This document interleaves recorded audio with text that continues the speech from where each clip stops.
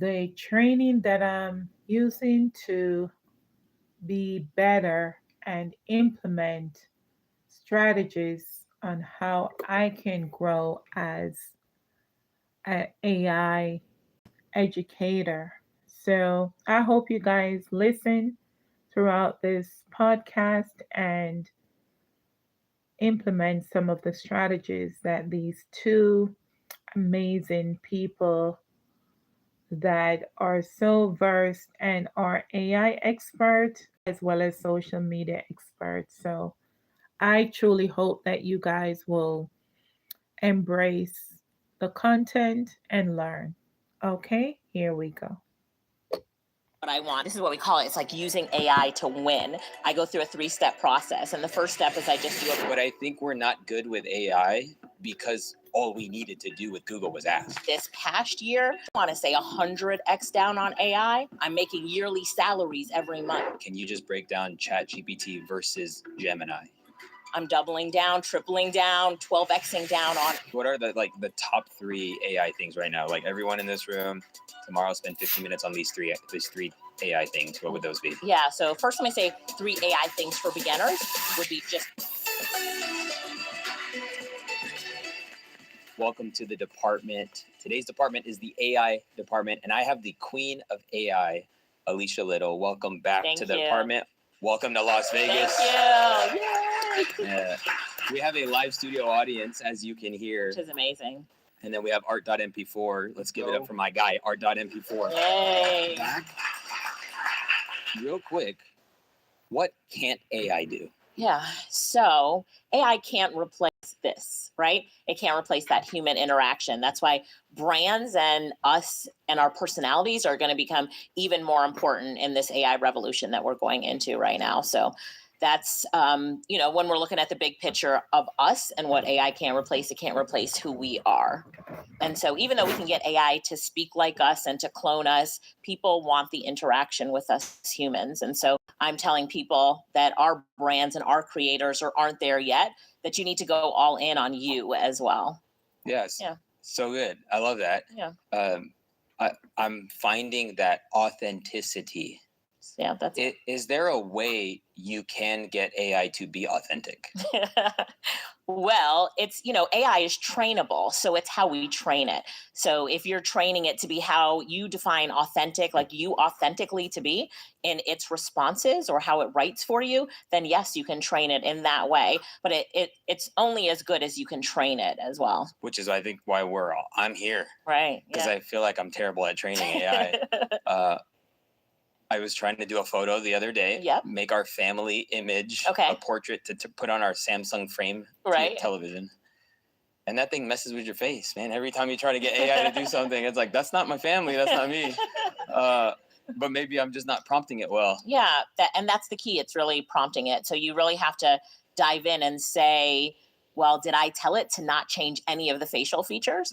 So, when you're talking to AI, it really is about prompting it.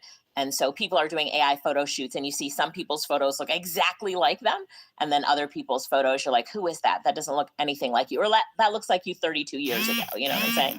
And so you just have to make sure that you're prompting it. So when you upload the family picture the next time, you can say, put us in, Disney World, hanging out with Mickey and Minnie, but make sure that you do not change any of the facial features at all. Keep the facial structure and the facial features the same. And then you'll see that it does that. So just being very detailed. It is being very detailed.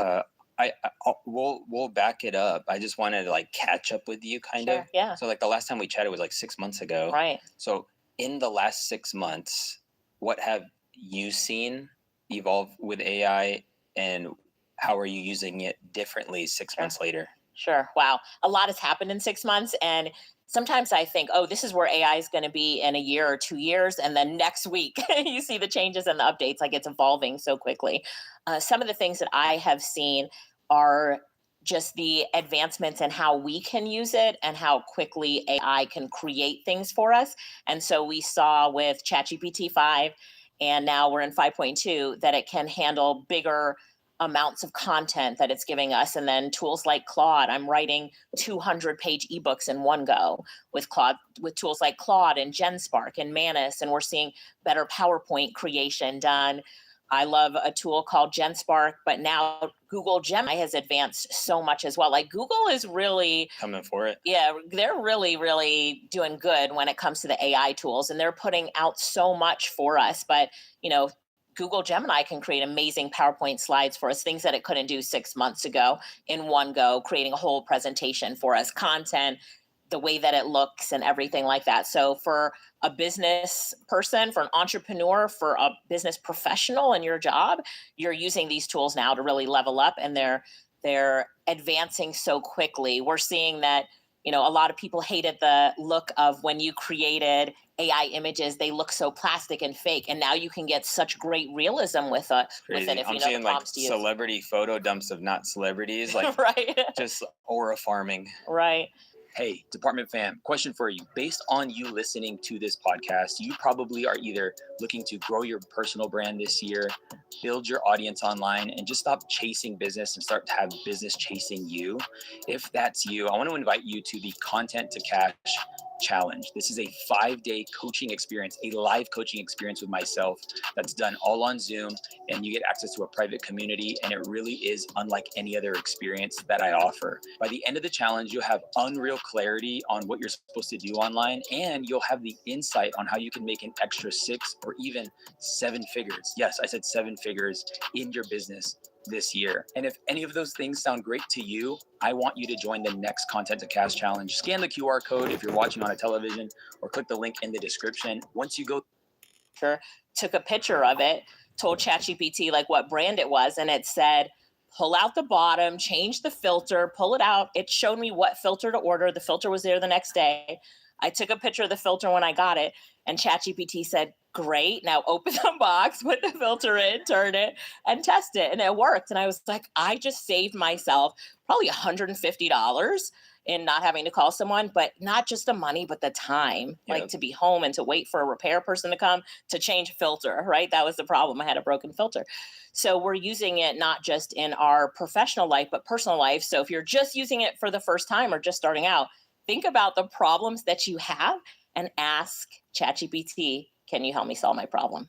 I'm cheesing right now because we had a coyote problem in our backyard. Our cameras would catch it around 11 p.m., 1 a.m., 3 a.m., random times. And I'm like, yo, I got friends telling me I need to put this thing down.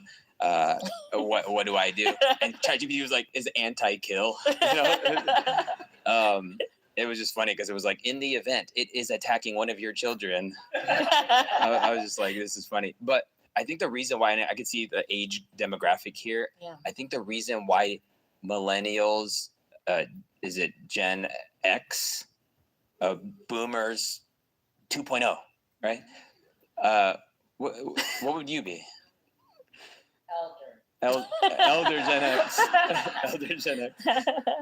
But I think we're not good with AI because Google, all we needed to do with Google was ask. Right.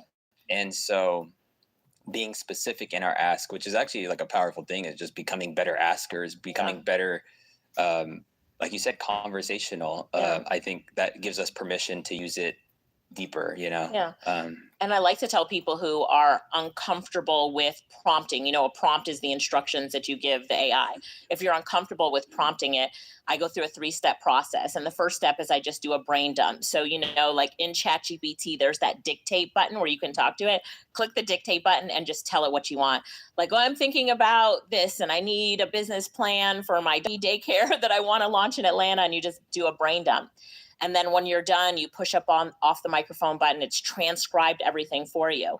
And then you go to the beginning of that paragraph that it transcribed for you and say, rewrite this prompt for ChatGPT for clarity and impact. And then you put a colon. And then a space, and then you press go, and it will take your brain dump and turn it into the most beautiful prompt ever. And you're like, what in the world?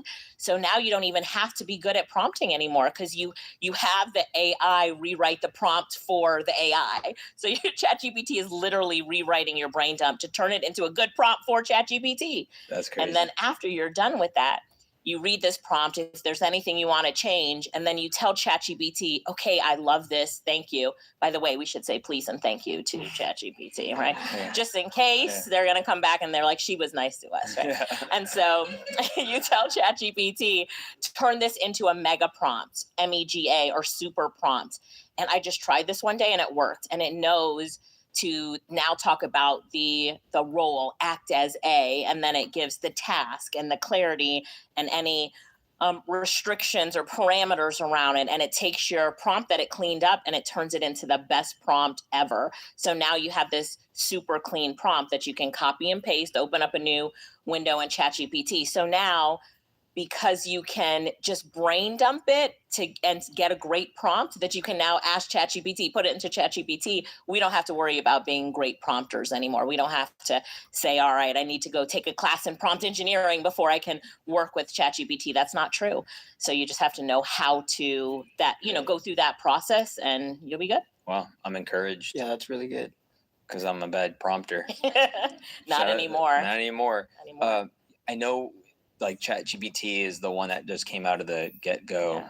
And so that's when we think AI is, there's an immediate connection. Sure. But I saw a clip that it could have a potential possibility. Can you just break down ChatGPT versus Gemini? Sure.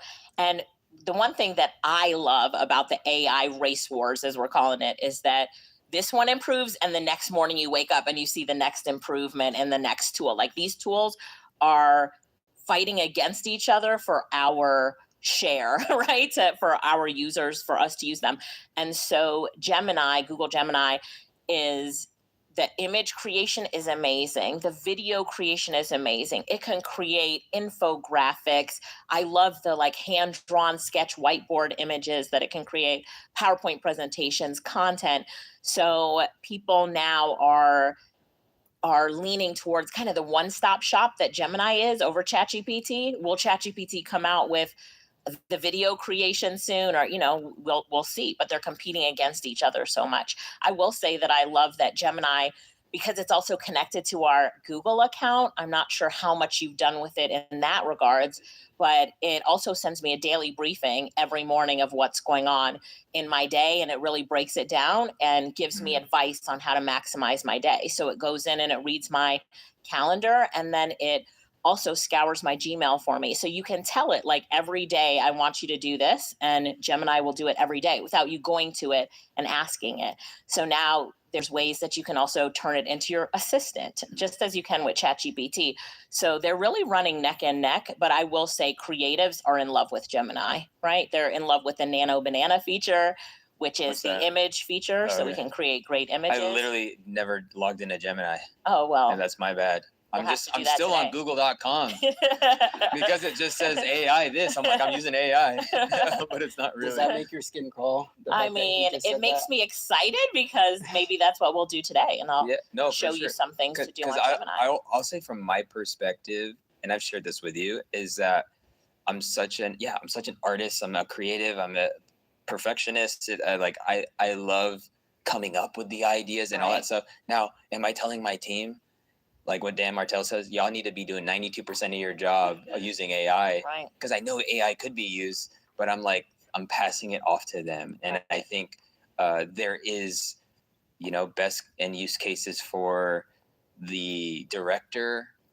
and then for the overseer or the employee, But yeah, I'm just trying to navigate that. Yeah, I agree with you. Sometimes as the business owner, we now have 31 people on our team, right? So interesting, in the AI revolution, people think that I would have less people, but I just keep hiring more and more. But I'll talk about the hiring in AI as well.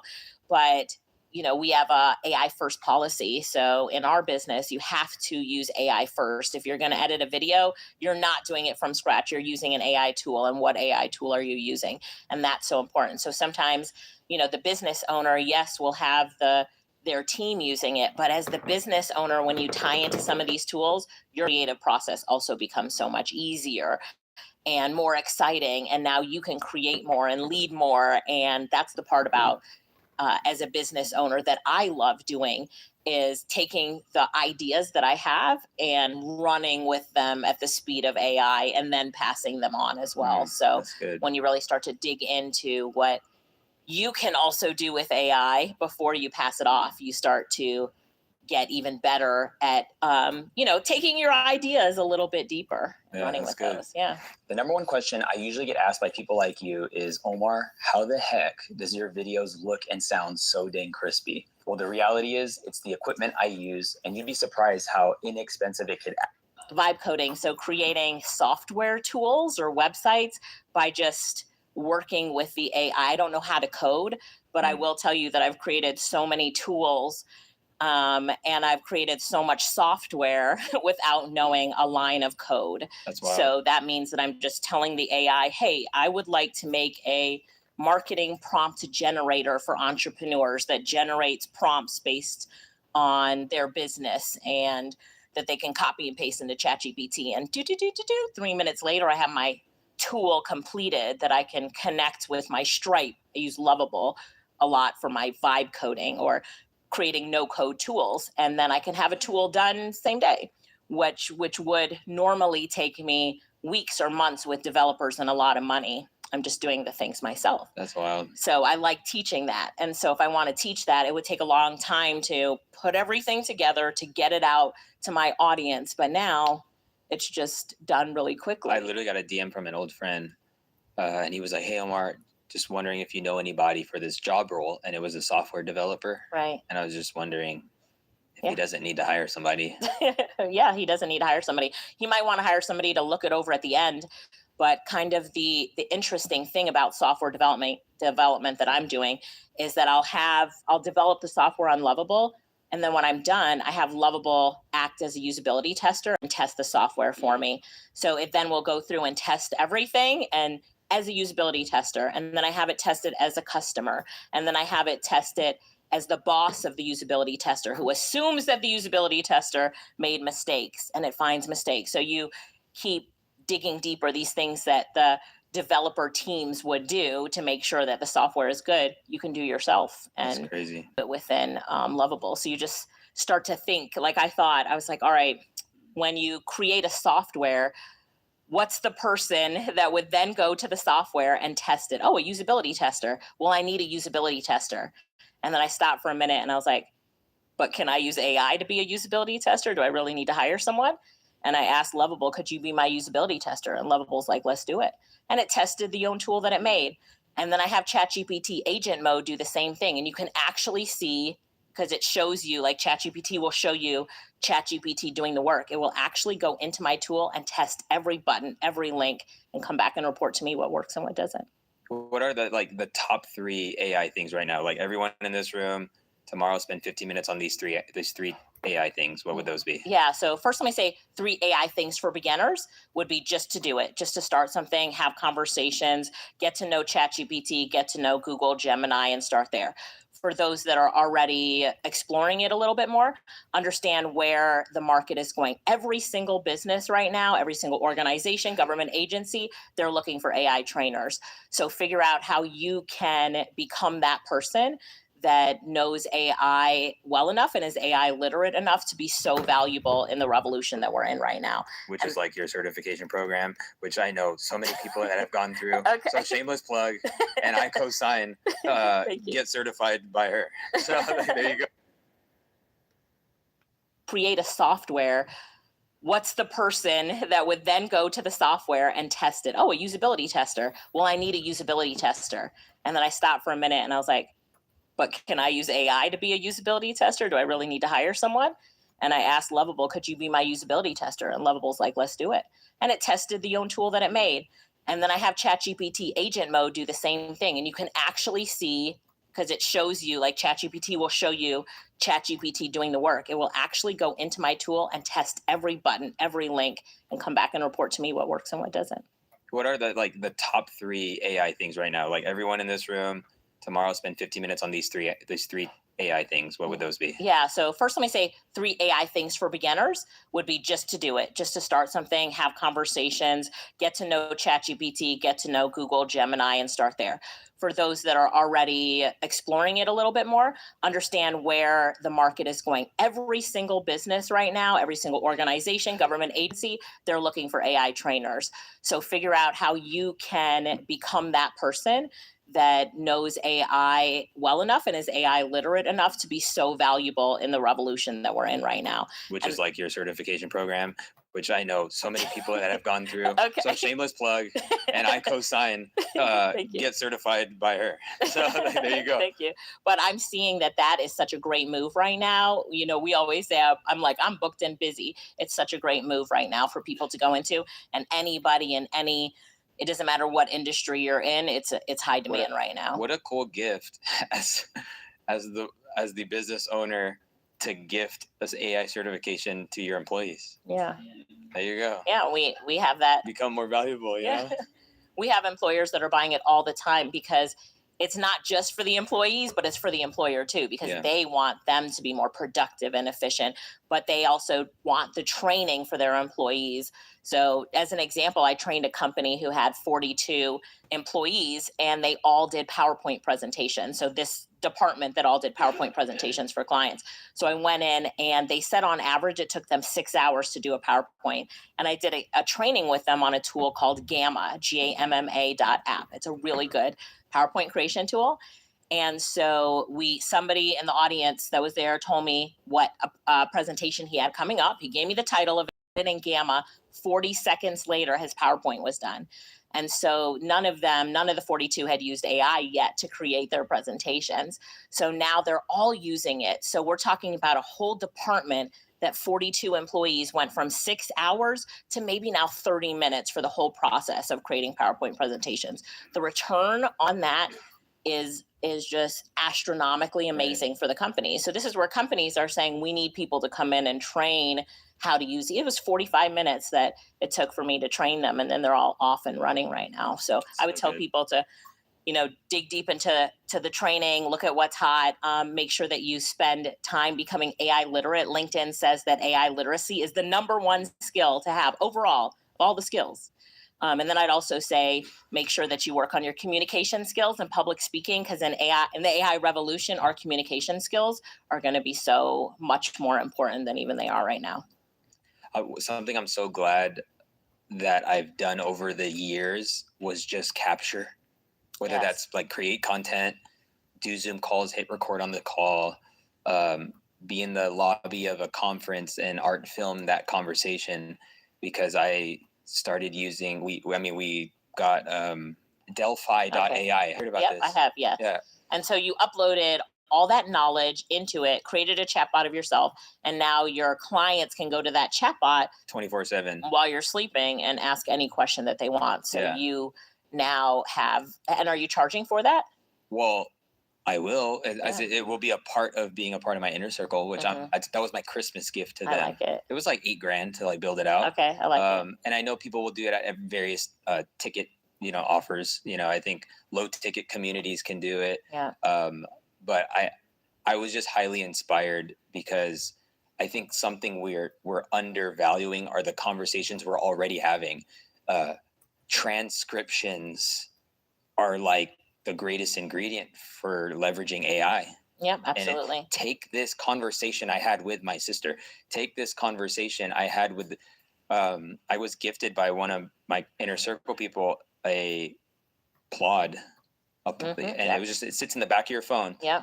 And you'd be surprised how many times people call me and I'll answer the question or answer the phone call and say, hey, I'm thinking about starting a blankety blank YouTube channel. I'm thinking of, and I just give them the game. It's free game. Yeah. But one way to leverage free game is to transcribe the game and then send it through chat. And then, presentation, curriculum, whatever that could be, ebook. Yeah. One of my team members, Jamal, he took all of your YouTube videos or 30 of your last YouTube videos, we put them in a tool called GenSpark. And then we put the last session that we did together to predict the questions that you would ask. So the question that you asked about, the 3 things for somebody who's new, I was like, oh, I already did that one in the car. Predicted that you would ask that one. So it is about using AI this is what we call it. It's like using AI to win. So if I could take all those YouTube videos and then make some predictions on 30 questions that you might ask, then I'm more prepared than if I didn't do that. So it's about using it to win. I want to win on this podcast episode with you, so I need to prepare for it. So yeah. Okay, I wonder if it caught this question. We'll have to find Jamal and go back and look at all the questions. So, do you have anything? The question is, what's something you've seen AI do that feels should be illegal? That is a good question. I'm not sure that was on the list of 30, but see, I'm better than AI. No, I'm just messing. Wow. A lot of times when I'm working with it, I was like, I'd be like, this is just too good. This is too good. I don't know about illegal, but there's different ways that I work with AI that I feel like I'm at such an advantage because I'm working with it and know it so well.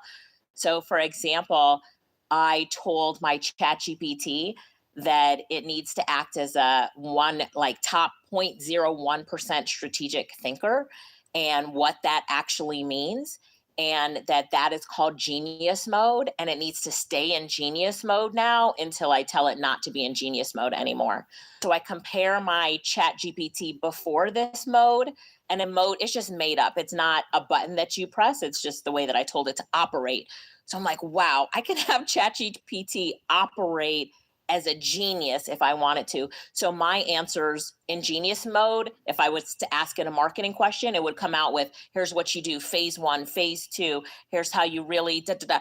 But if I asked it before that, it would just give me an answer. So it's like understanding how to use AI to have an unfair advantage. So maybe that's the illegal part in it. And then I wanted it to act as a professor. So I'm like professor mode. 1% professor who backs up everything with evidence and sources, and then the responses come back just at a next level. And so ChatGPT will actually take on these modes and keep it on. So anytime I open ChatGPT and start working with it and ask it to do something, it alerts me. It says genius mode is activated, and I'm like, yes. Well, what would be the benefit to not have it in genius mode? There is no benefit to not having it in genius mode. So like everybody should have their ChatGPT in genius mode or whatever mode they feel. I created professor mode because I was working with a professor. So this professor wants ChatGPT to always talk as if it was a top level professor, backing up everything with sources and data. So it depends on who you are and what you want out of it. But figuring out how to take advantage of it in these type of ways makes you, it makes me feel like the advantage is unreal. Wow. And that's exciting. What would be the proper way to prompt that? Sure. Because something you mentioned on the last podcast that we stuck with was whenever you want chat to do something, say that it has experience of 20 years of doing that thing that you need it to do. Right. And it's crazy because it actually works really well. Yes. You said the cutoff was 20 years. I don't know if that's changed maybe. Yeah, it's 20 to 25. I find that there's not that much of a difference. And so what we're talking about is when you ask ChatGPT to take on a role, you tell ChatGPT, I would like for you to act as a marketing department director with 25 years of experience and leading high performance marketing teams that they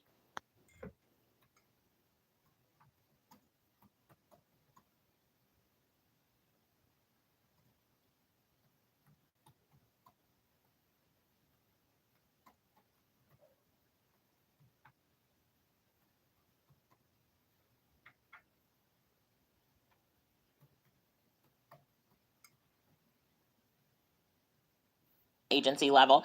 If you say that, you're going to get such a better result with your output than if you just say act as a marketing director. And you'll get a different output if you say act as a marketing director who just started last year and only has worked with 2 clients, and the outputs are different, which seems crazy. Wow. But it's you actually telling ChatGPT how you want it to operate. And if you think about AI, it's trained on our data and knowledge, right? The data that it's trained on. So you're giving it such specific instructions and it wants to follow your instructions. Have you noticed that when you give it good instructions, it wants to follow those instructions? So yes, that's a really good way to do it and to have it take on this role. So for genius mode, I'm actually going to show you the prompt. It's just a prompt that I created with ChatGPT. And are you screen recording?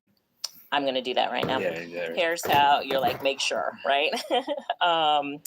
What do I screen record with? Here's how I got to this point with Genius Mode. So I was working with ChatGPT and I asked ChatGPT to analyze something for me. And as it was analyzing it, it did it wrong. It didn't do a good analysis of it. So it was like a mulch bed. How many bags of mulch do I need in this mulch bed? There was a tree in the middle of the mulch bed. I put a stadium cup there for it to get some perspective of the mulch bed, but it came back and it said, you need 1 bag of mulch. And I was like, I know that's wrong. So I told ChatGPT, I'm like, I know that's wrong. I need more than 1 bag of mulch. And ChatGPT came back and apologized and said, you are right. It is wrong. And it's because, and then I said, well, why did you do it wrong? Why is the calculation wrong? And it said, because I didn't have human judgment on. If I had human judgment, I would have seen that there was a big tree in the middle. I would have seen the stadium cup and I could have made a better estimation of the mulch bed. So I'm like, well, could you keep human judgment on from now on? And ChatGPT said, I could keep human judgment on from now on. We'll call it human judgment mode if you would like. And so I said, so now you can answer these questions that I have in human judgment mode, and it will give you more of a human judgment analytical thinking. And it said, yes, whenever you want me to have human judgment mode on, let me know. So then I was like, what other modes can I create? Could you be a genius? And what would that look like? And it would said I could be, and this is what genius mode would look like. I'd have more critical thinking. I would think like a top 1% strategic thinker. And it came back with all of this. And I said, let's set that up, genius mode. And so then I set up genius mode. And then I created some other modes that just take it to a different level. So it's kind of seeing what the capabilities are and how I can take it to the next level. I'm going to give you unsolicited advice because you didn't ask. Yeah. You should go all in on live streaming.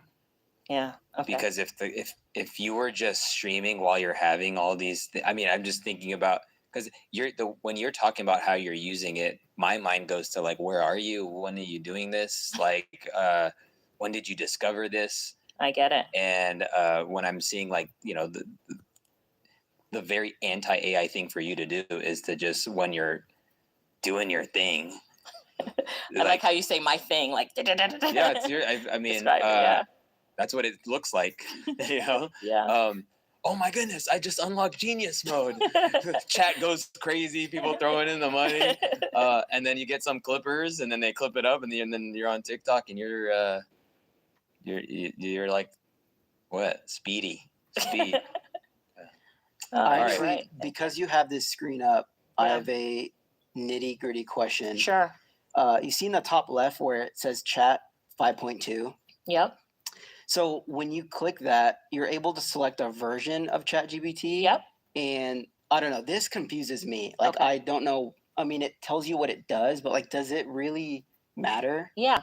So if you chose like thinking mode or pro mode, when you ask ChatGPT to do something, it would take longer to get the answers back. And it would definitely be way better than the instant answers. So when you are looking at this drop down right here, it's about the depth of the answer that you want. That's how you need to think about it. Like, how deep do I want this answer to go? And if you're willing to wait the extra 2 minutes, then you might want to go to pro mode, and it will also give you back more sources and kind of deep dive more into the question that you're asking it or the mission that you're giving it to go on. Can you give her an example of how you would use it, and then which mode you should select?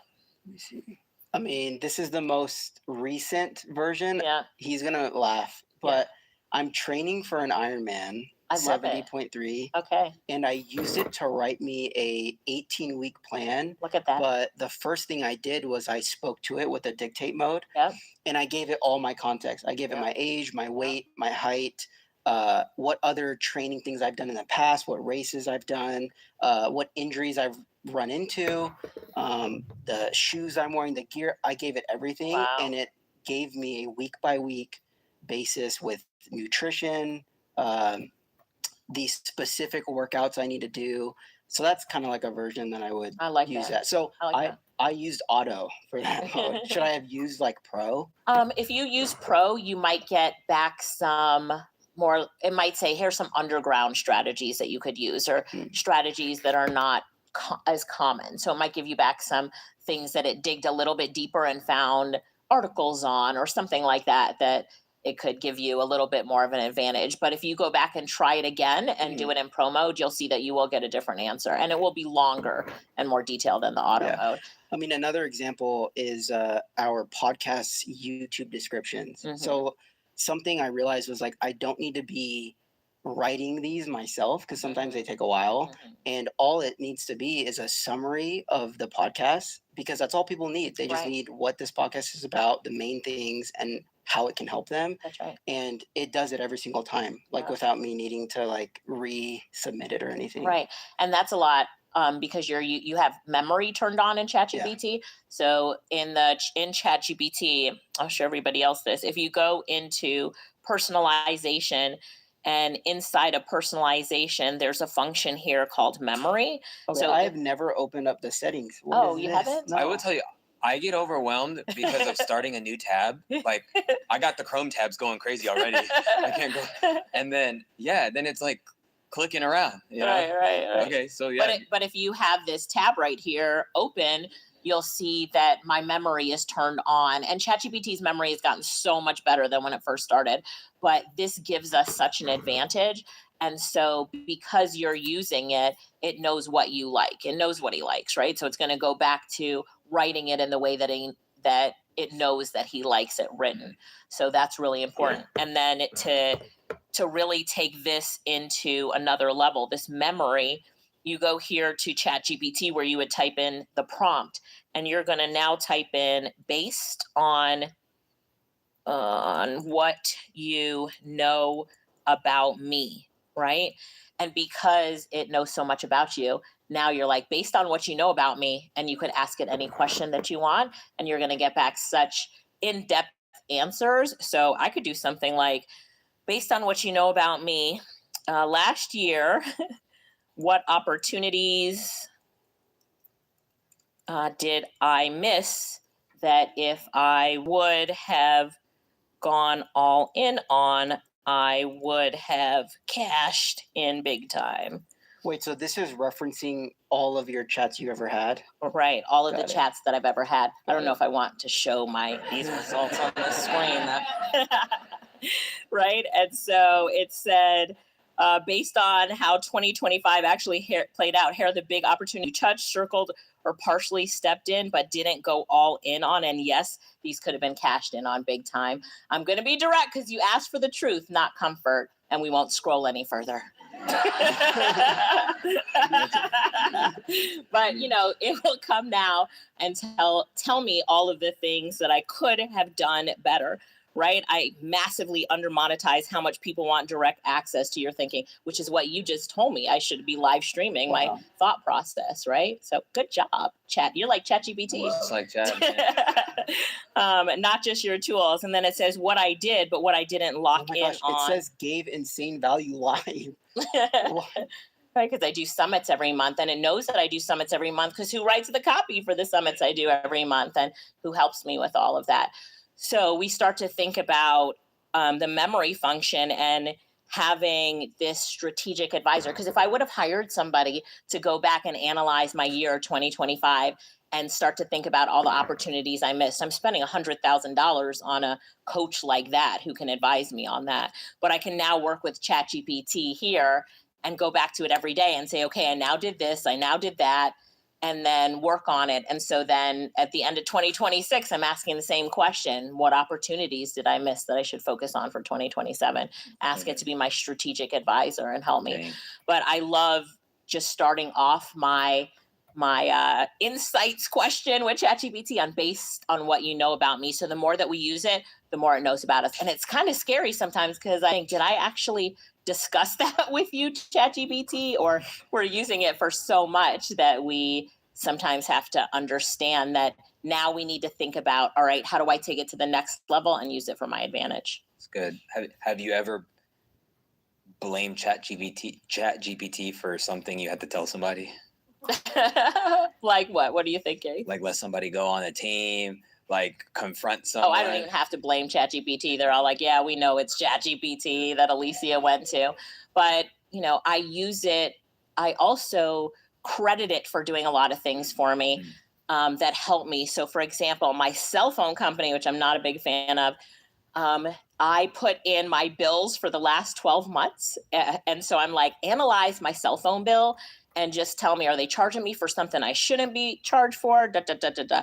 And this is my corporate cell phone bill. So it said, yes, in May of 2025, you paid off a phone completely and paid it off to transfer the phone, but they've still been charging you monthly for the phone line. And then it said, and you have 3 phones on your account that have insurance in case the phone gets lost to pay off the phone. And those 3 phones are paid off for, and you're still paying for the insurance. So then I was like, what? So then I told ChatGPT, write the letter to the phone company telling them this, and then telling them that I better get a reversal on it. So it wrote the letter, put everything in. And when I tell you that it categorized everything, so it's like this month, and wrote the best letter. And then I said, okay, who do I send this letter to? And then it's like, well, you have a business account, so here's who you send it to. And it addressed it to everybody in the business account, and boom, off goes the email, $695 credited back for, you know, those things that happen.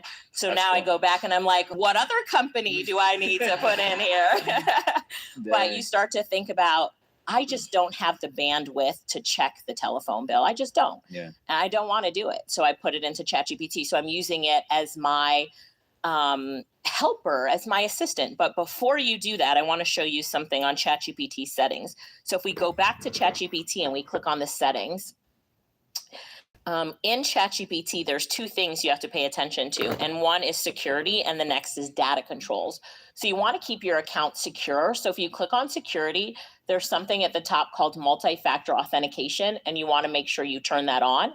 And I put mine on with an authenticator app, and I use Google Authenticator. And this just makes it harder for like a scammer to try to get into your account.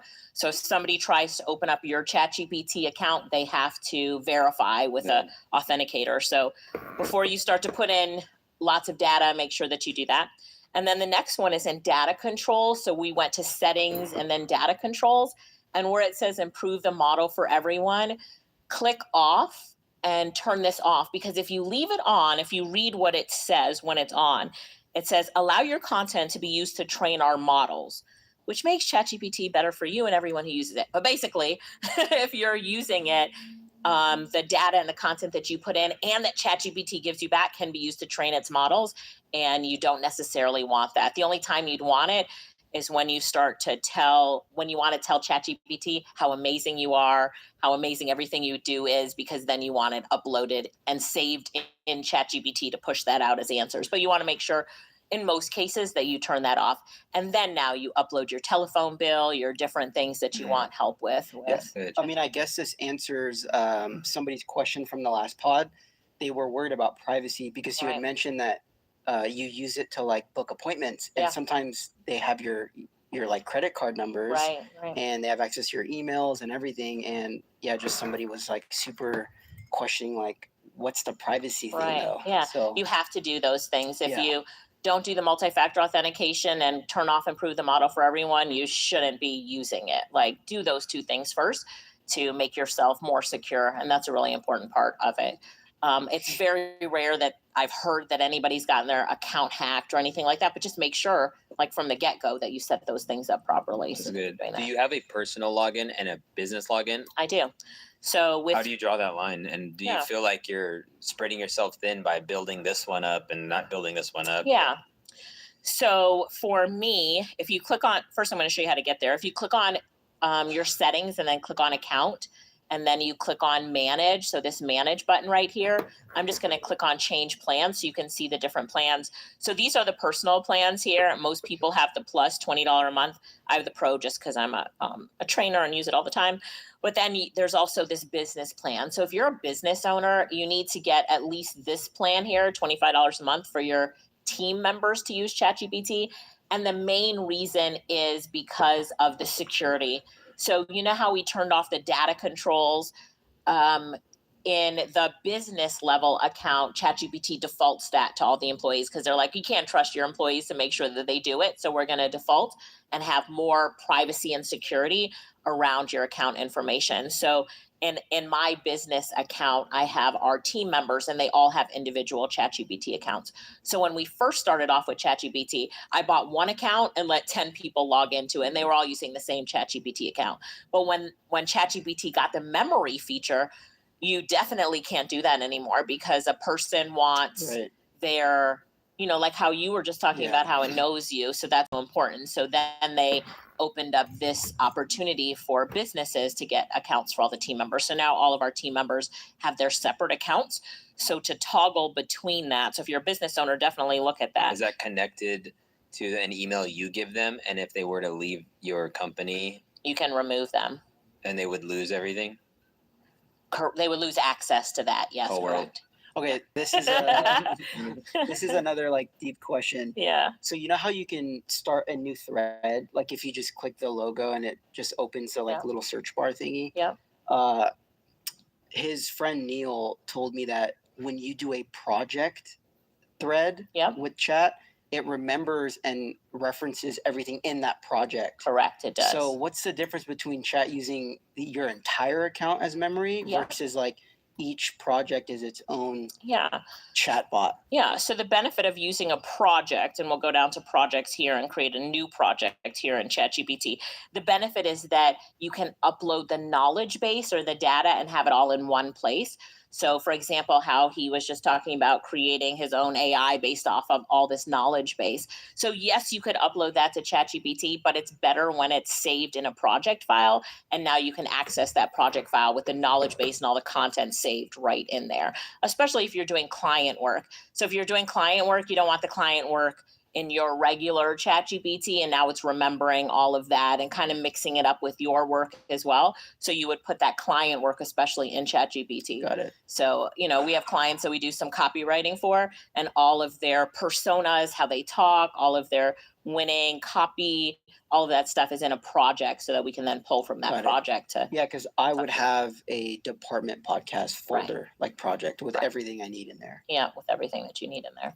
So you can see it says projects keep chats, files, and custom instructions in one place. Use them for ongoing work.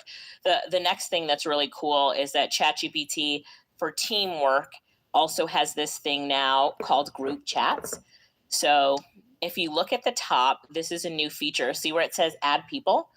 So I can click add people to this conversation here and start a group chat. So now I want to pull my team in and say, these are all the things that I missed in 2025. I need y'all to help me get on it and let's solve this. So when you click start a group chat, it will create an invite link that I can send to people. Only 20 people can join it. But now, see, there's the group invite link. But now all of us can chat within the same ChatGPT and ask ChatGPT questions and go back and forth and create with it. So I have some of my team members were in group chats together where I've started off the conversation and started it off with a prompt, and then they just keep carrying the conversations through because I've trained this group chat that we can keep moving forward with that. So it's a better way to invite other people to work on projects with you. What would you tell somebody who just feels so overwhelmed with that everything? Was one of the 30 questions, by the way. Yeah. Dang it. Predicted that you were going to ask it. For someone who feels overwhelmed, it's just to take a deep breath and to know that you just start somewhere and that you focus on how ChatGPT or whatever AI tool you want to use can benefit you. And you commit to just 15 minutes a day. A lot of people, I tell them, put it on their phone. So ChatGPT on your phone is your friend.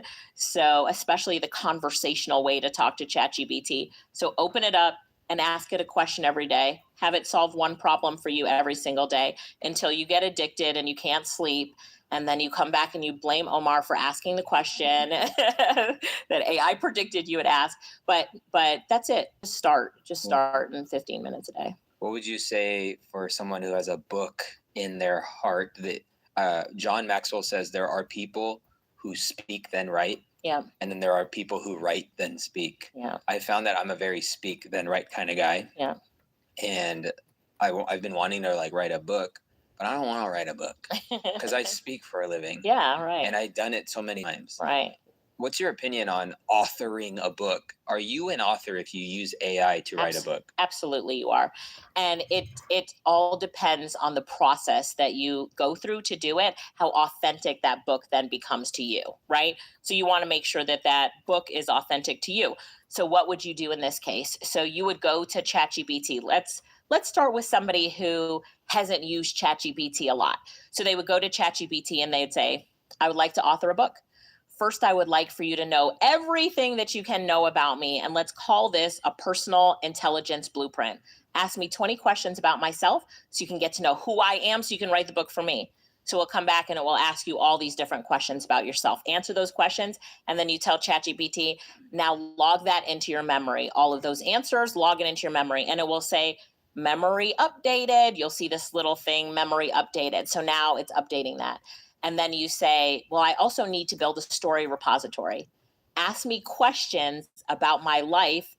I don't even know how to tell you the stories. Ask me questions about my life that you could then save as stories and save it into your memory. So then it'll ask you questions about your life. You answer those questions, and then it'll say memory updated, and now it has all those stories in it. So now when you're going to write a book with ChatGPT, it's going to pull on its memory everything it knows about you from your personal intelligence blueprint, all the stories that it asked about, that you gave it from your story repository, and you'll tell it to just pull from that. So now you're writing a book that's about you more. But as you write every chapter, if ChatGPT writes a chapter for you in your book, you go to ChatGPT and said, this is good. Never take the first chapter, never take the writing as it is. Always dig deeper, always do better. You come back and you say, I really like this, but I'd like to integrate more stories into this. So let's say it's about how entrepreneurs can show up more on video, why we should all show up more on video. So it writes it includes some stuff that it knows about you. And you say, I'd like to integrate some more stories. Rewrite this chapter and integrate this story about when I first got on camera, when I first spoke on this stage as a pastor, and then it will rewrite the chapter and integrate your stories more. And then you've trained it on your style and tone and your voice already. So when people read it, from the first sentence, it said, when I first stepped on that stage, like it's telling your stories, it's talking in your style and tone and voice, and you can give it all your transcripts and your speeches and say, this is my style and tone, this is my voice, stick to this for the entire book, and it will. And so you don't actually have to write a word. You're just clicking that dictate button and just giving it instructions to do while you're watching Netflix on the side, and you come back to the book and your book will be done. And then you can take the book, with ChatGPT, you have to copy and paste it into your Word doc or into Notion. I use Notion a lot. And then you can download the whole book and then ask ChatGPT to review it. Review it as if you were my ideal, target audience. And then it will review the book. Good. But I like to also tell it to review the book as if it was a Wiley publisher. So, or pick your favorite publishing house. And it will review that, and it will give you a grade and a justification for a book. So act as if you are an editor that picks the books that will get published by our publishing house, review my book, give me a grade and a justification for it. So it'll come back and it'll say B-, Omar. The book is good, but if you added these things in it, because this is what Wiley Publication looks for, you'll get to an A+.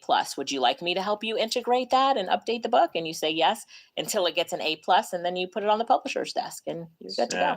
Yeah. Fire. Clap it up for that breakdown. That was worth the price of admission right there. If you guys have a question, maybe we could start with like the first 5, and you were going to show us something on. Oh, I was going to show you some Gemini. Yeah, show us some Gemini, and if you have a question, feel free to start making your way over here. And then I'll also show you Genius Mode. So I'm just going to go into my Notion doc. How much do you charge for consult, like an hour of your time, or what's that number at? Yeah, so it depends. Right, but it depends. But corporations now, they pay $15,000 to $18,000. Okay. So you can ask her a question, and the value of the question you were asking her is worth $15,000 to $18,000. Just ask for your business. All right, go ahead. But here is Genius Mode, right? So the prompt says you are now operating in Genius Mode. Your highest level of reasoning,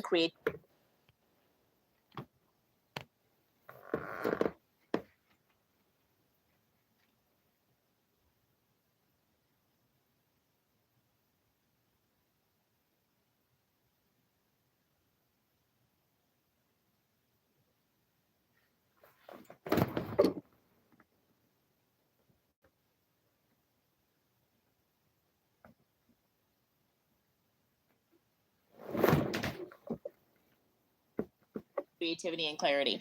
In this mode, you act like a top 0.1% strategic book is authentic to you.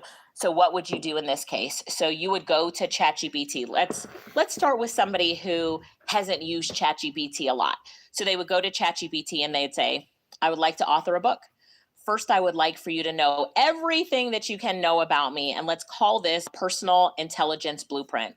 Ask me 20 questions about myself so you can get to know who I am so you can write the book for me.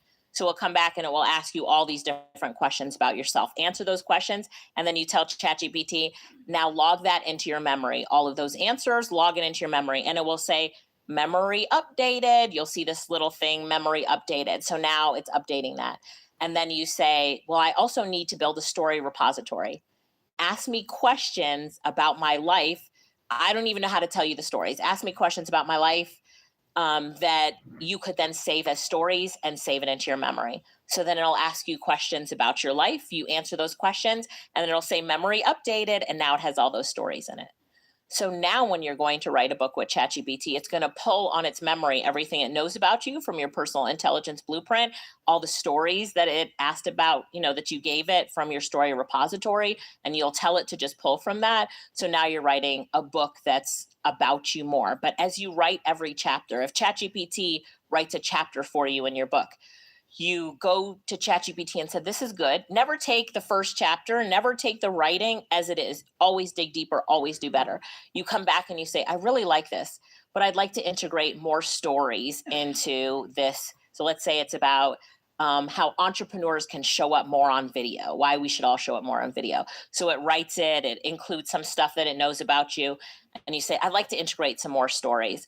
Rewrite this chapter and integrate this story about when I first got on camera, when I first spoke on this stage as a pastor, and then it will rewrite the chapter and integrate your stories more. And then you've trained it on your style and tone and your voice already. So when people read it, from the first sentence, it said, when I first stepped on that stage, like it's telling your stories, it's talking in your style and tone and voice, and you can give it all your transcripts and your speeches and say, this is my style and tone, this is my voice, stick to this for the entire book, and it will. And so you don't actually have to write a word. You're just clicking that dictate button and just giving it instructions to do while you're watching Netflix on the side, and you come back to the book and your book will be done. And then you can take the book, with ChatGPT, you have to copy and paste it into your Word doc or into Notion. I use Notion a lot. And then you can download the whole book and then ask ChatGPT to review it. Review it as if you were my ideal, target audience. And then it will review the book. Good. But I like to also tell it to review the book as if it was a Wiley publisher. So, or pick your favorite publishing house. And it will review that, and it will give you a grade and a justification for a book. So act as if you are an editor that picks the books that will get published by our publishing house, review my book, give me a grade and a justification for it. So it'll come back and it'll say B-, Omar. The book is good, but if you added these things in it, because this is what Wiley Publication looks for, you'll get to an A+.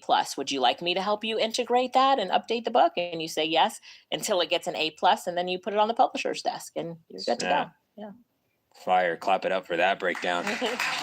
That was worth the price of admission right there. If you guys have a question, maybe we could start with like the first 5, and you were going to show us something on. Oh, I was going to show you some Gemini. Yeah, show us some Gemini, and if you have a question, feel free to start making your way over here. And then I'll also show you Genius Mode. So I'm just going to go into my Notion doc. How much do you charge for consult, like an hour of your time? Or what's that number at?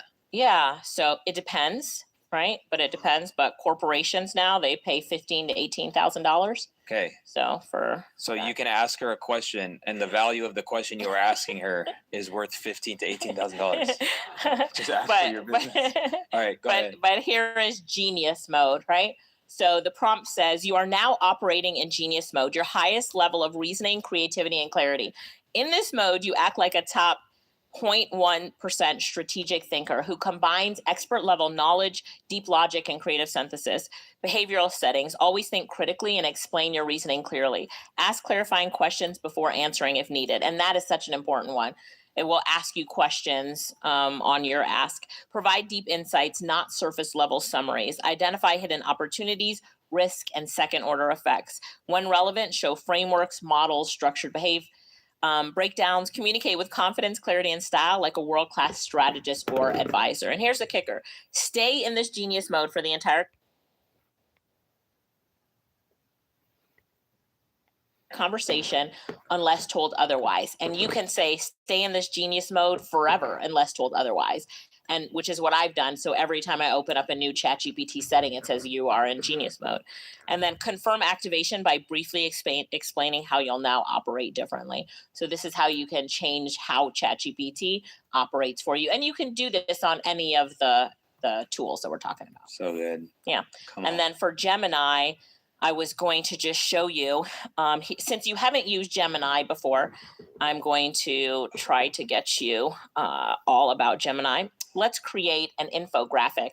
So I prepared let's just do something like this. I prepared a prompt for you real quick. So if we go in Gemini,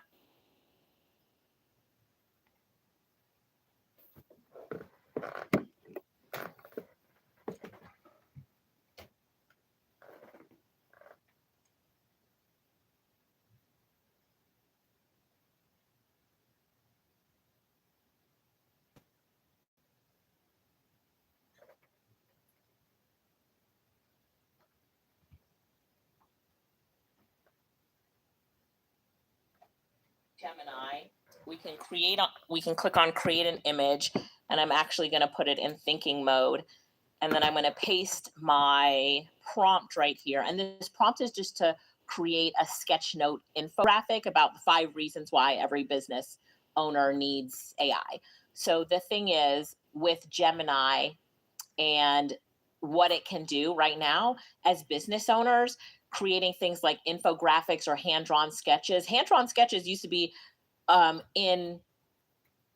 they used to be really popular, but really expensive to hire those companies that can do it for you. Writing children's books is gonna go crazy. Truly, look at that. Doesn't that look nice? That's wild. Yeah. And so, of course, I gave it the colors and stuff that I wanted to have. But now we can create infographics so quickly. We can create images. We can create PowerPoint. Like you create a recap from a coach call. A recap from a coaching call. You could just upload a transcript, a link to your...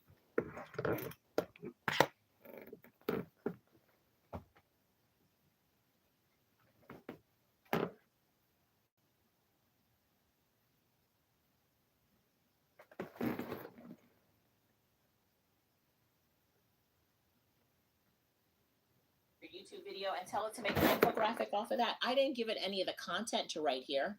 I just told it what I wanted to write. I just told it an editor that picks the books that will get published by our publishing house, review my book, give me a grade and a justification for it. So it'll come back and it'll say B-, Omar. The book is good, but if you added these things in it, because this is what Wiley Publication looks for, you'll get to an A+. Would you like me to help you integrate that and update the book? And you say yes until it gets an A+, and then you put it on the publisher's desk and you're good to go. Yeah. Fire. Clap it up for that breakdown. That was worth the price of admission right there.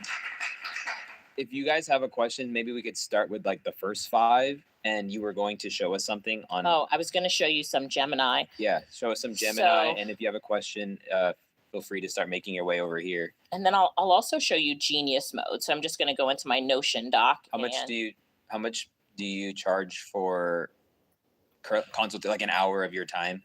What's that number at? Yeah, so it depends, right? But it depends. But corporations now, they pay $15,000 to $18,000. Okay. So you can ask her a question, and the value of the question you were asking her is worth $15,000 to $18,000. Just ask her your business. All right, go ahead. But here is Genius Mode, right? So the prompt says, you are now operating in Genius Mode, your highest level of reasoning, creativity, and clarity. In this mode, you act like a top 0.1% strategic thinker who combines expert level knowledge, deep logic, and creative synthesis. Behavioral settings, always think critically and explain your reasoning clearly. Ask clarifying questions before answering if needed. And that is such an important one. It will ask you questions on your ask. Provide deep insights, not surface level summaries. Identify hidden opportunities, risk, and second order effects. When relevant, show frameworks, models, structured behavior, Breakdowns, communicate with confidence, clarity, and style like a world-class strategist or advisor. And here's the kicker. Stay in this genius mode for the entire conversation unless told otherwise. And you can say, stay in this genius mode forever unless told otherwise. And which is what I've done. So every time I open up a new ChatGPT setting, it says you are in genius mode. And then confirm activation by briefly explaining how you'll now operate differently. So this is how you can change how ChatGPT operates for you. And you can do this on any of the tools that we're talking about. So good. Yeah. And then for Gemini, I was going to just show you, since you haven't used Gemini before, I'm going to try to get you all about Gemini. Let's create an infographic. So I prepared let's just do something like this. I prepared a prompt for you real quick. So if we go in Gemini, we can click on create an image, and I'm actually going to put it in thinking mode. And then I'm going to paste my prompt right here. And this prompt is just to create a sketch note infographic about the 5 reasons why every business owner needs AI. So the thing is with Gemini and what it can do right now as business owners, creating things like infographics or hand-drawn sketches. Hand-drawn sketches used to be they used to be really popular, but really expensive to hire those companies that can do it for you. Writing children's books is gonna go crazy. Truly, look at that. Doesn't that look nice? That's wild. Yeah. And so, of course, I gave it the colors and stuff that I wanted to have. But now we can create infographics so quickly. We can create images. We can create PowerPoint. You create a recap from a coach call. A recap from a coaching call. You could just upload a transcript, a link to your YouTube video, and tell it to make an infographic off of that. I didn't give it any of the content to write here. I just told it what I wanted to write. I just told it the title and the style. And you could be like, now turn this into a Instagram carousel. Yeah. And with Instagram carousels, you have to tell it to create 10 separate images and that it's an Instagram carousel. And each image is created for you, 10 separate images. So, yeah, I just want to show you that. When you talk like this and you show this, our creativity goes, what am I doing right now? Right. That could be leveraged. So can we thank her? Let's talk it up. So what we're going to do is we'll tap into some Q&A. I want to honor your guys' time. So we got 30 minutes for Q&A. And then Art, whenever you got it, just throw it up. Yeah. All right, cool. Let's go. Hi, Alicia. Hi, Omar. Nice to meet you. So my lovely wife and I are starting a little side hustle in our vibe coding an app. I love it. We're super excited about it. Assuming we get past all the technical hurdles and get to a point where we're going to ship, in a world where pretty much like the skill is becoming completely democratized and there's going to be like a deluge of all kinds of products that are getting shipped. I guess this is as much of a question for Omar as it is for Alicia. Maybe we could attack it from different angles. But how do you get your product to stand out in a world of AI-generated products? Sure. Do you want me to go first on that, or you want to go? Go for it. I have no answer on this one. I appreciate you considering me. There we go. So we're in this bubble where we think right now that there's so many AI tools and products and stuff out there, but that's our bubble that we're in. Yes, people are trying it, but the amount of tools that actually go to production is actually very small. So first of all, know that once you get to production and you're out there with your tool, that's part of the hurdle that a lot of people don't even get to. And then the next, it's about marketing. So how are you now using this tool, marketing, talking about it and getting it out there? And social media is the #1 way to do it, but you need to get users. So how are you going to get users to that tool? And I'm asking you that question, but you're going to go and ask AI that question. So have ChatGPT in genius mode, now go and understand your tool and have it give you your marketing plan, your game plan, tell it to send you. So one of the things I love about ChatGPT is it has something that it can do called schedule tasks. So you can tell it every single day, send me 5 new partnership opportunities that I can leverage for promotion of my tool. And it will do that as well. So it's now the marketing plan. And then give it specific. So say, how much do you want to make off of this tool? I'm asking you this question in a year, 12 months. What do you hope to make off of this tool? Yeah, $250,000. So you tell ChatGPT, I want to make $250,000 off of this tool. I've made $0 so far. I need you to give me my $250,000 plan and me exactly what I need to do. And then say, I have no idea what to do. I've never done marketing before. Even if you have, say that you haven't, because it will give you a better answer. I've never done marketing before. In fact, I'm scared. We call this the damsel in distress. If you act like you don't know anything and you're scared, it wants to please you. So it's going to come back and give you so much great information. And then it's up to you to follow that, right? And then it'll come back and it'll say, create a blog post about this. And then you go to ChatGPT and you're like, no, you create the blog post about that. I'm not going to create it. And it will do it for you. So it just becomes then using ChatGPT as your business coach, and then, or Claude or whatever tool you're using, but making sure that you're following along, taking the action in it every day. Because the action and the implementation is really key. No matter what the plan is that it gives you, it's about implementation and taking it to the next level with the advice it gives you. Quick follow-up. Yes. How much more valuable is it to have a platform to market product? Yeah. So are you talking about a platform like a following? Is that what you're talking about? Yeah. I mean, this is an Omar question, but a following. Non-negotiable. Yeah. I mean, I think I'm in the space of putting a face to the product.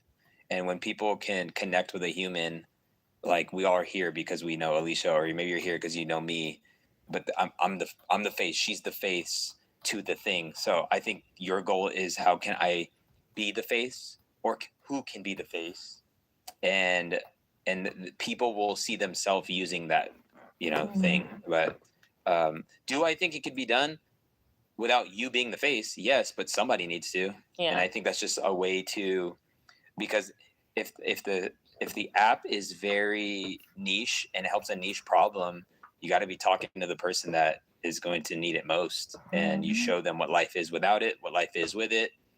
Talk about the problems that surround that problem, or that solution you have. And so that would be, I would try to figure out a way that consistent content could show up. It could be carousels. Me and Art recently found a runner's Instagram, and it's all images and copy, and it's so well done. And if you guys opt into that, we'll send you an email with this Instagram example. When I say something, I actually do it. I was gonna give it away. Or you could give it away. Go give it away. No, that's fine. No, give it away. Yeah. What is it called? Let me see. It's right here. But yeah, it doesn't have. I think the thing is just consistently show up, talking about it. And I think you're in a season where it's like, dude, documenting the process is people love it. People love it, but founders hate it because we don't like building in public. Right. But people want it. People are gonna be there, and they're gonna be like, man, I remember when the first version came out, and you're gonna be at version 20. But that's how I felt coming here today, because when you documented the process of this space right here, I was like, oh, I saw that. I'm going to the space that I saw that you were showing how it transformed into this space right here. So you documenting that process for us that are here now and that have seen it made such a big impact on me coming here today. I was so excited to get here. So cool. Because I was telling, our friend Nehemiah, when he was talking to both of us about being here, I was like, I've already seen that place on Instagram. I saw it. So yeah. And I think that's everyone. If you haven't started the thing, showing where you're at and where you are in the process of what you're creating, everyone has that permission. Don't worry about what people think. And then I would add the last thing, if you don't want to show up on face, we're also in a time now where we can use a mascot, and we're used to seeing mascots because of our sports. And so you could have a mascot represent the brand as well. And for the brand, we see that with, Geico, the gecko from Geico, and the emu with Liberty Mutual could also have a mascot that represents that brand. I don't think it's as good in this time as you, but if you don't want to show up, have a fun mascot. Yeah. So this account that doesn't have a face is now at 105,000 followers on Instagram. I think, if I'm not mistaken, when I found it, it must have been at 50 or something. But it's called papanca.io. Weird name, but papanca.io. And it's purely just copy and photo dumps. It's really good. It could be literally an AI-driven thing. Clap it up for Jason, y'all.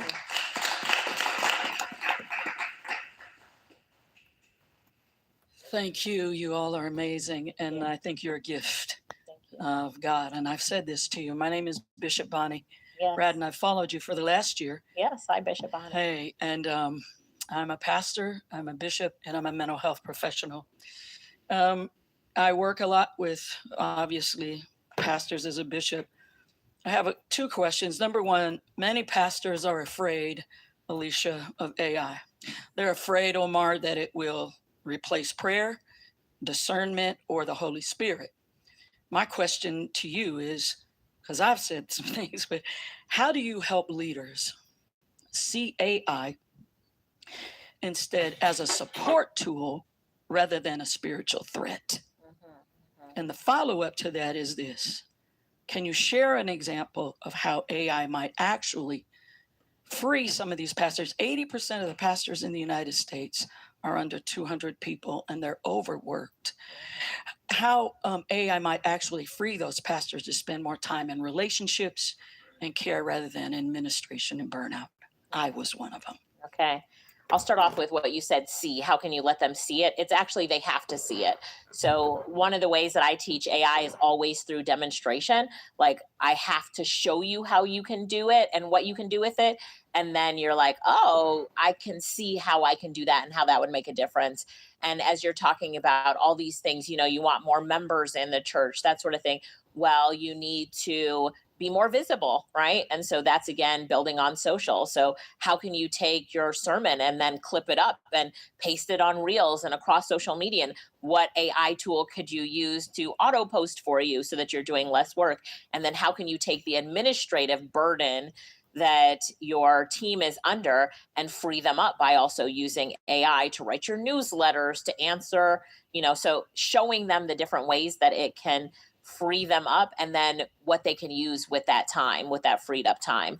And so I will say that, and I know you're going to chime in on this one, but I would say that there are some pastors who are open to it, right, and are excited about it, but they're the ones who, I've seen a lot of them, they're the ones who have actually seen it and they're leaning all into it. I've been brought into churches, or when I ask if I can go speak at a church, I'm saying, well, if I can show your congregation how to level up, I've 10x'd my income, 12x'd my income. If I can show them how to do that as well, would that interest you? If I can show the people in your congregation how to future-proof themselves so they won't get laid off, or how to build their businesses so they're making more income, because it all comes back to the church, and, you know, let's lift everybody else up. Then they're saying, yes, show me what you can do. Tell me more about that.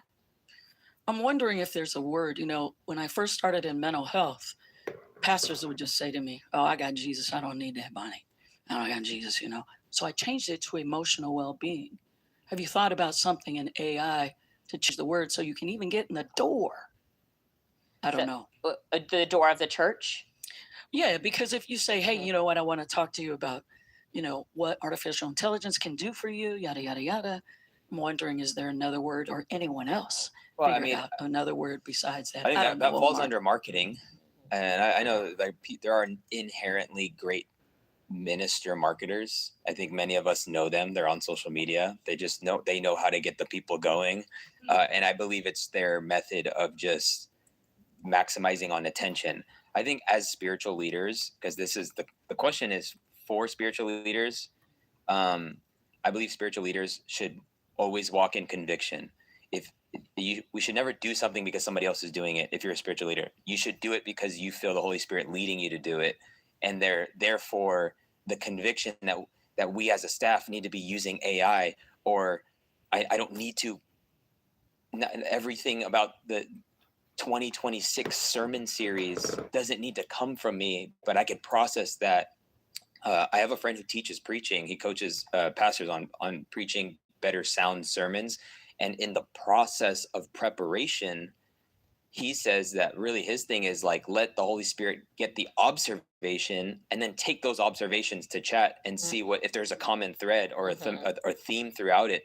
Well, there's a tool called Logos, which we've been using for I think 15, 20 years.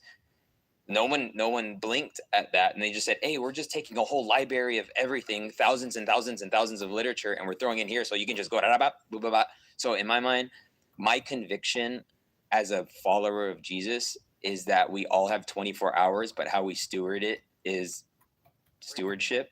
And if AI can help us maximize time, because there's no other way to do it than to create content, show up, I like to call it like omnipresent. Like in the next two days, we'll get 12,000 views in our podcast on YouTube while I'm doing this, while we're hanging out, going golfing tomorrow. Like, people are gonna. I feel like that's stewardship. And when I think about compressing time, I believe, it says in Ephesians, it says, redeem the time, for the days are evil. And really it means buy back. And we get to experience a side of our walk with God when we experience what it's like to not manipulate time, because we can't manipulate it, but we could steward and multiply time. And so that's my conviction. Anytime you throw conviction on somebody else, it becomes legalism. But that's why I think, if you're in ministry and you don't feel compelled to integrate AI into everything you do, then that's fine.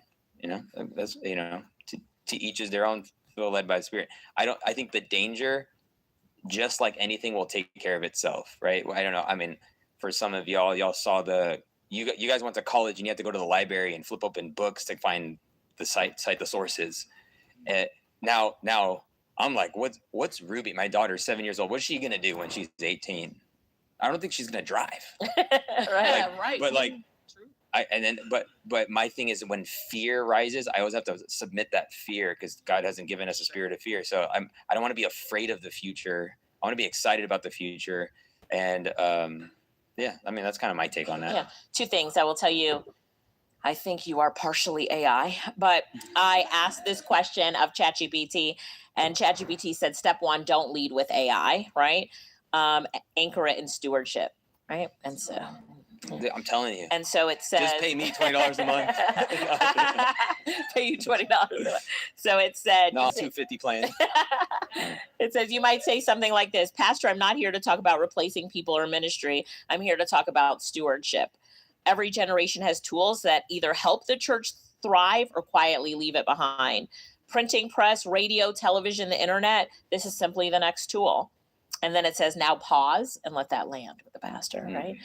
And then it just says, it's just how you're positioning it, and to position it as stewardship. So it gave you a positioning. And I will say that before I moved, the church that I was in, I did the announcements in church and the Sunday school, and the announcements were always so bland, let's say. So I put them into ChatGPT, and I told ChatGPT, spice it up, put a dash of humor. I became so popular for doing the announcements, right? And so I had better announcements to keep the attention.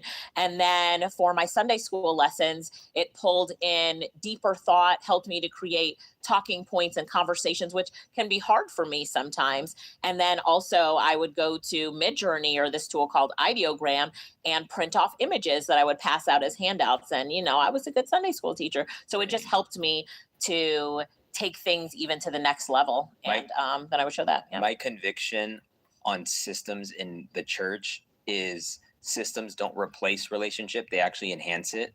Because as someone who's been in ministry for 13, 14 years, rather than me having a conversation about the task at hand, let's systemize that part, so that when I see you and I ask you, how's the family doing, I'm actually invested. I'm like, the thing is already taken care of with systems. And so that's kind of always been my approach as a creative person that builds the local church. Love it. Thank you so much. Grateful for you. Hey, grateful for you. Let's clap it up. Hi, Omar. Hey. Thank you for inviting us into your space. So glad Alicia, you're here. thank you so much for all your content. I follow you. I've organized my whole house because of your advice and ChatGPT. It's amazing. My brother is here, so he can testify. So really. So my question is, actually, I have it on here so I don't mess it up. So I'm a pharmacist for 15 years, and I'm pivoting into high ticket masterminds for, to help other corporate moms kind of get higher paying clinical positions. It requires a lot of trust and a lot of work, but I'm still working full time. So if you're me, what is the specific AI workflow that you would build today to attract quality 5 high ticket clients a week, so I can spend more of my time closing deals instead of kind of like chasing leads? Mm-hmm. Yeah.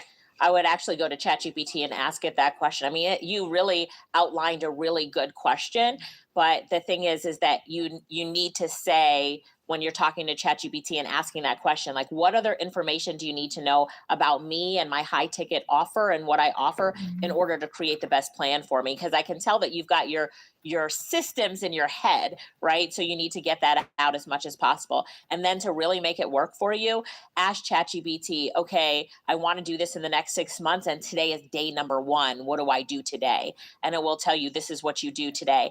Do those things today, go back and report, and then say, I did these 3 things. Here are the results. What do I do tomorrow? So if you use it for, your daily, it's your daily strategic business coach in driving what you do, but reporting back to it, you'll reach your goals and you'll be able to get those.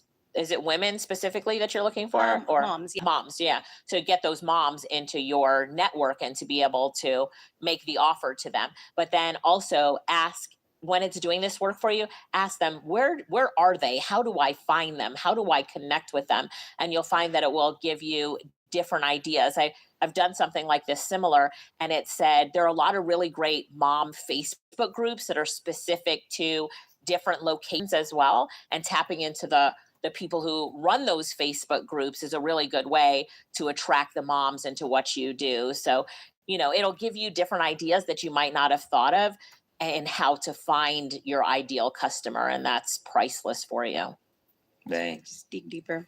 Omar, maybe this would be a question for you. So would I want to start a new Instagram page? Because I'm like trying to talk to pharmacists particularly. Yeah, I mean, yeah. Like so a personal page. When you said work on like the sales part, my thing is like work on the trust part. And yeah, you're in a season where you can build trust right now by showing up consistently. There is an Instagram that's kind of caught my eye that's very niche, and just I don't hit the follow button often because we're served content all the time. I don't always follow people, but I'll watch their stuff and then I get served it again and then I don't see it anymore. But I follow this guy and his content is the tired dad, and he just came up on my feed on Christmas, and I was like, bro, I feel that. and like I started binging his stuff, and the way he's able to connect with fatherhood, with fathers and the realm of fatherhood, but he's all just doing content where he's not even opening up his mouth. He's just filming himself and he's putting text on screen. So you need to find your way of watch the podcast we released on New Year's on how to come up with an infinite way of showing up online, which happens like as you drive to work, and it happens on your weekdays off, or waking up early, or it happens on the weekends, like integrating you showing up in this way. No one needs to know that you're full-time. I'm saying. And then also use a tool like perplexity.ai to find events that you could go to and ask it to give you events that have open calls for speakers, and then apply to speak at those events. And when you do that and you're in front of them on stage, they're yours. So then give them a call to action at the end with a QR code for them to get on your list, and then you start to market to them. But speaking and getting in front of them in person is amazing. So when you go to Perplexity, tell Perplexity what you're looking for, and tell it that you're looking for open calls for speakers or open proposals for speakers for your industry specifically. And you can do it by location, or you can do it, nationally. Why Perplex and not chat? Well, Perplexity is a lot better at doing this because it's searching for the sources, and it will give you a great a great chart with open call for speakers. But what I usually do is I use Perplexity, ChatGPT, Deep Research. So you have to push the button press the plus button and then go to Deep Research, and then also use genspark.ai. Those 3 sites are really good for doing something like this, the open call for speakers, and use more than one site. So I find that Gemini is probably the worst for a call for speakers. Not sure why, because it's connected to Google, but the other ones you'll find it is really good. And then do it on multiple AI tools. So in this case, I like to use multiple AI tools because sometimes they all bring back a few things that are different, and then constantly do that open call for speakers. So you would also go to ChatGPT and tell ChatGPT every morning at 6 a.m., send me open call for speakers that are new in my industry that have come up for events. And every morning at 6 a.m., it'll send an email notification to you in the email address that's set up with ChatGPT, and boom, get in front of them. Yeah, that's crazy. Gold. That is gold. Thank you. You're welcome. Build a personal brand. Come on. And then just make sure when you get to speak.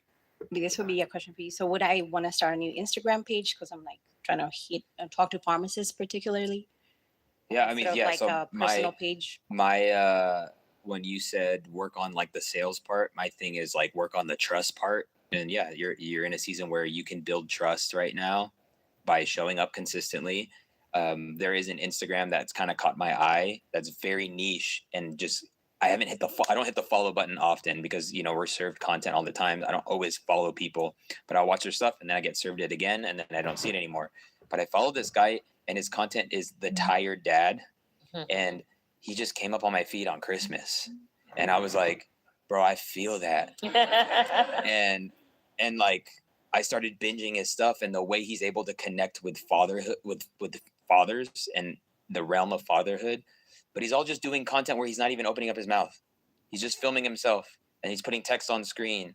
So you need to find your way of watch the podcast we released on New Year's on how to come up with an infinite way of showing up online, which happens like as you drive to work, and it happens on your weekdays off, or waking up early, or it happens on the weekends, like integrating you showing up in this way. No one needs to know that you're full-time. You know what I'm saying? Mm-hmm. And then also use a tool like perplexity.ai to find events that you could go to and ask it to give you events that have open calls for speakers, and then apply to speak at those events. And when you do that and you're in front of them on stage, they're yours. So then give them a call to action at the end with a QR code for them to get on your list, and then you start to market to them. But speaking and getting in front of them in person is amazing. So when you go to Perplexity, tell Perplexity what you're looking for, and tell it that you're looking for open calls for speakers or open proposals for speakers for your industry specifically. And you can do it by location, or you can do it, nationally. Why Perplex and not chat? Well, Perplexity is a lot better at doing this because it's searching for the sources, and it will give you a great a great chart with open call for speakers. But what I usually do is I use Perplexity, ChatGPT, Deep Research. So you have to press the plus button and then go to Deep Research, and then also use genspark.ai. Those three sites are really good for doing something like this, the open call for speakers, and use more than one site. So I find that Gemini is probably the worst for a call for speakers. Not sure why, because it's connected to Google, but the other ones you'll find it is really good. And then do it on multiple AI tools. So in this case, I like to use multiple AI tools because sometimes they all bring back a few things that are different, and then constantly do that open call for speakers. So you would also go to ChatGPT and tell ChatGPT every morning at 6 a.m., send me open call for speakers that are new in my industry that have come up for events. And every morning at 6 a.m., it'll send an email notification to you in the email address that's set up with ChatGPT, and boom, get in front of them. Yeah, that's crazy. Gold. That is gold. Thank you. You're welcome. Build a personal brand. Come on. And then just make sure when you get the speaking engagement, you have somebody film you at the speaking engagement. Yes, there you and go. Then post that stuff. Mommy. Hi, Alicia. Hi. Omar. I'm Cassidy Warren. I'm a content creator. Interviewed this guy today. Will be coming out in a couple weeks. Amazing interview. I love it. When I hear you speak and I watch what you do, and I hear Perplexity, chat, go here, do this, go this. As a founder, as a business owner, I'm like, this feels like a full-time job to me. How deep should I be going? How much time should I be spending? What's the opportunity cost? And am I trying to create agents? Am I trying to automate? Am I trying to remove myself as a bottleneck? Those are a lot of questions, but like, oh yeah, it's a great question. Right. I think about like the stewardship, where I feel most lit up and where I can serve the most is connecting with people and creating content. And so that's where my mind goes, is do less, be more. Right. How can I figure that out? Right. And then you can also get AI to do those things that you don't want to do, but that you need to do in order to grow 10x, all that good stuff. And then hire the people that like an AI integrator or some sort of AI consultant that can come into your business and actually use AI in those different ways for you to help you continue to grow and multiply is important as well. So in my business, I do a lot with AI, but I also don't do everything. So I'm not clipping up the videos. Yes, I do know how to use Opus Clip or CapCut to do it, but I don't do it myself. Somebody else on the team does it. I just know how to do it, what to do. I did it once, and then I've outsourced that to somebody else on my team to do. I used to have a video editor that took her about 4 days to edit a 1-hour podcast episode like this for me. And now we use Opus Clip, 7 minutes. You're getting 30 clips back, and CapCut does it as well, and some other tools. So I'm not doing it myself though. I have a virtual assistant that does it. So I think you start to think about, you know, and you could ask ChatGPT or whatever AI tool that you're using with the based on what you know about me. So be like, based on what you know about me and what I do, what are ways that I haven't leveraged AI in the past year that if I did leverage AI, I would have multiplied beyond my wildest dreams. And it will tell you some of the things that you've probably done that you haven't. And you could say, if you feel like you don't know a lot about me, ask me some leading questions to help me answer this. And it will ask you a bunch of questions. Did you do this? Did you do that? We know that you did a lot of content. Did you clip it? All this kind of stuff. You answer those questions and it will give you the solutions that you need and AI-ify it for you. One of the things that I did recently was I have a lot of my VAs out of the Philippines, and I use a website called onlinejobs.ph, right? So I'm just kidding. That's really in Tagalog. Oh, okay. Okay, sorry. I'm not Filipino. I don't know. Thanks for using our people, I guess. You caught me off guard there. I was like, what? You're like, is he speaking in tongues right now? But what I did was the person that I was looking for, I didn't know how to articulate well what I was looking for. So I went to ChatGPT, who wrote the job description for me, and it put things in the end of the job description that was like, when you reply to this in the subject line, write this so you know that they're paying attention, right? And then I put the job post up, and then I went to ChatGPT, clicked on the plus button, went to agent mode, and told ChatGPT to log into my account at onlinejobs.ph, and then when it was on there to find people who match this job description, I put the link to the job description and invite them to apply for the job. And you watch it go through, and it goes in the search box, and it puts in what the keywords are for that job, and it starts reading all the resumes of the people that are in there, and then it writes a message to them saying, this is the job. This is what you said you have, where I think you'd be a good match for the job. And it sent out the job description. So it sent out all the messages to these people. And that's something I used to do manually myself, and I shouldn't be doing. So now, even though I could have outsourced it to someone on my team to do, that part of the process was important to me, hiring a new person. So, but I'm still leveraging AI to do part of the work and to make me better and more efficient. And then I felt good about myself because I was like, look at you, Chatty, working hard while I'm doing something else. Okay. But the people that responded in a way that I've never seen before. And I've been using online jobs since 2011.